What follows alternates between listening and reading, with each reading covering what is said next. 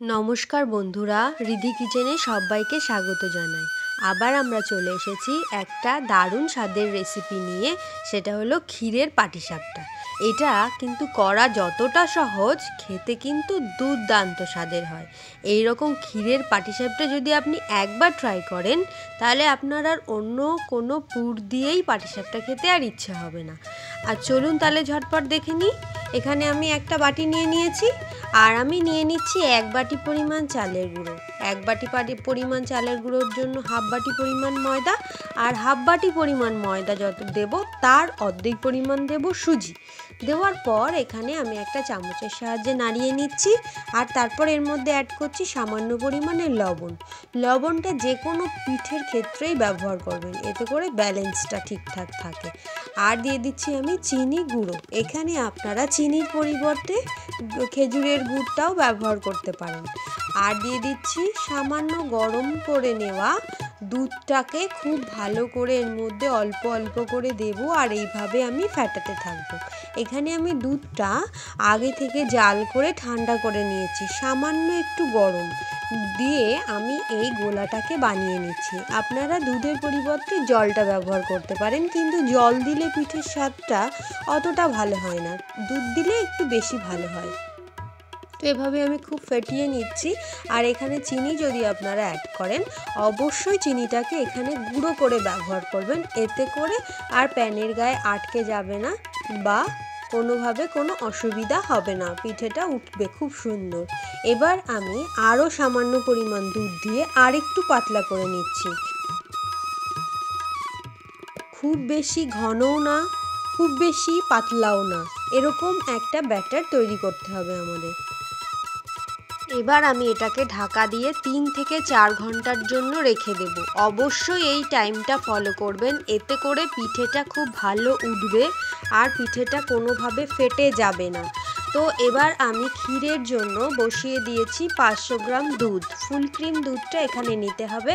অল্প অল্প করে দুধটাকে খুব হালকা আঁচে দুধটাকে খুব ভালো করে ফুটিয়ে ঘন করে একটু কম করে নিতে হবে, মানে যতটা দুধ তার থেকে 3 ভাগের 1 ভাগ করে নিতে হবে দুধটা। দেওয়ার পর এর মধ্যে আমি দিয়ে দিচ্ছি গুঁড়ো দুধ। এখানটায় দুধের মধ্যে এই গুঁড়ো দুধটা অ্যাড করে খুব ভালো করে হালকা হাতে নাড়তে হবে। নেড়ে নেড়ে এটাকে এই দুধটার মধ্যে এই গুঁড়ো দুধটাকে আমরা এভাবে মিশিয়ে দেব। খুব ভালো করে দেখুন, ঠিক এভাবে লাগাতার নাড়তে নাড়তে কিন্তু মেশাতে হবে, আর এই সময় গ্যাসের ফ্লেমটা অবশ্যই লোতে রাখতে হবে। তো এভাবে আমি খুব ভালো করে নেড়ে নেড়ে এই ক্ষীরটাকে বানিয়ে নেব। তো এবার দেখুন আমার এখানে কিন্তু প্রায় ঘন হয়ে এসছে, আর ঠিক এরকম সময় এর মধ্যে আমি আরও অ্যাড করে দেব সামান্য পরিমাণে চিনির পাউডার। এখানে আমি যে পিঠের মধ্যে যে চিনির পাউডারটা ব্যবহার করেছিলাম, সেই পাউডারটার থেকেই আমি 2 থেকে 3 চামচ এর মধ্যে অ্যাড করে আবার এখানে চামচের সাহায্যে লাগাতার নেড়ে নেড়ে এই চিনির গুঁড়োটা এর মধ্যে মিশিয়ে দেব। এতে করে আমাদের ক্ষীরের স্বাদটা আরও সুন্দর হবে। এখানে চিনির পরিবর্তে যদি আপনাদের কাছে খেজুরের গুড় থাকে বা পাটালি থাকে, এখানে অ্যাড করতে পারেন, এতে করে স্বাদটা আর কালারটা অনেক সুন্দর হয়। তো দেখুন এখানে কিন্তু আমার একেবারে ক্ষীরটা রেডি আমাদের হয়ে গেছে।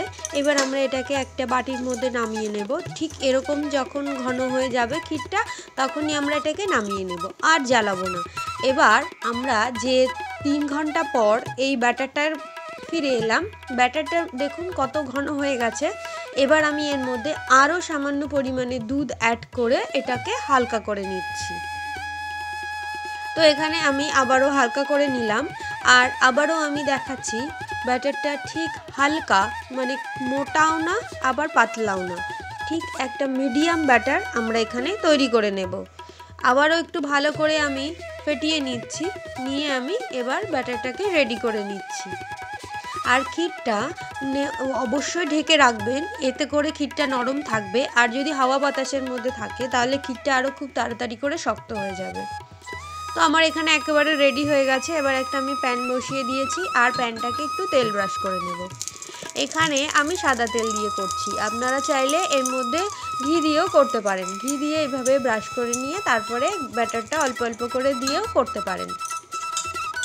অলরেডি আমার চ্যানেলে অনেক পিঠের রেসিপি দেওয়া আছে, যদি আপনারা এখনও না দেখে থাকেন অবশ্যই দেখে নেবেন। আর যারা যারা আমার চ্যানেলকে সাবস্ক্রাইব করেননি প্লিজ আমার চ্যানেলকে একটু সাবস্ক্রাইব করে আমার সঙ্গে থাকুন। আর যারা সাবস্ক্রাইব করেছেন তাদেরকে আমার অসংখ্য ধন্যবাদ। তো এবার আমি দেখুন এভাবে ঘুরিয়ে ঘুরিয়ে আমি একটা রুটির মতো শেপ করে নিচ্ছি। নেওয়ার পর এটাকে একটুখানি মানে 2 মিনিটের জন্য আমি এটাকে একটু টানতে দেবো। দেখুন এরকম রুটির মতো হয়ে গেছে।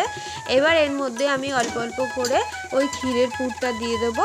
এক পাশে এক কোণার দিকে দিতে হবে, এতে করে আমাদের ওল্টাতে খুব সুবিধা হবে।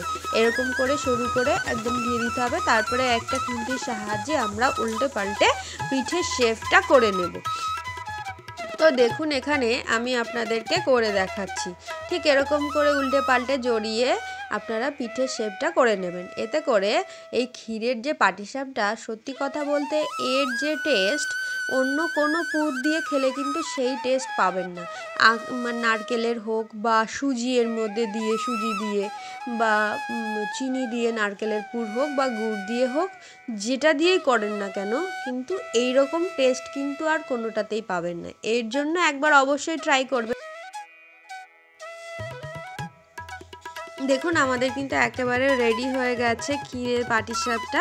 এবার আমি পরপর এভাবে বানিয়ে নিচ্ছি আর আপনাদেরকে দেখাচ্ছি কত সহজ আর কত সুন্দর, একটুও ফাটবেও না বা প্যানের গায়ে আটকেও যাবে না। এতক্ষণ সঙ্গে থাকার জন্য অসংখ্য ধন্যবাদ।